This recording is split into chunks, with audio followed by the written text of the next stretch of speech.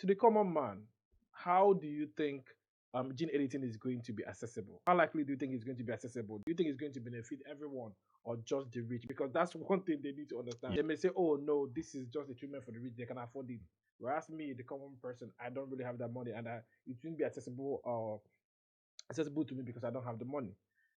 Then you asked about access, and that's one of the issues that we are dealing with as well. That's one of the ethical debates being had.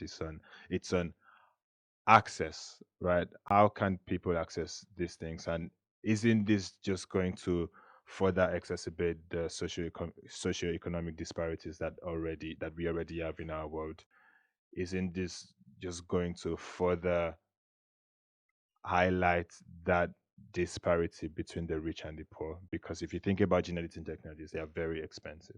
Right, Casgevy, for example, that we talked about right now, it's a one-time treatment, but that one-time treatment costs about 1.6 million pounds and what about 2.1 million dollars. And most people who actually have sickle cell disease cannot afford that. But I like to say that when it comes to technology, and this is what we know in our experience, when it comes to technologies, emerging technologies are crazy expensive.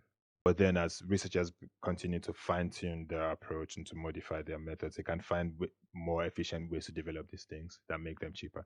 But now, about 2 decades after that project, you can get your genome sequenced for less than $1,000, and that would be done under 2 weeks. So we have gone from $3 billion to less than $1,000. We have gone from 13 years to less than 2 weeks because if we if we encourage research in this area, we will get to a point where access to these things is much easier and people who need them can actually access them. And we'll get to a point as we continue where these things are more accessible and they are cheaper.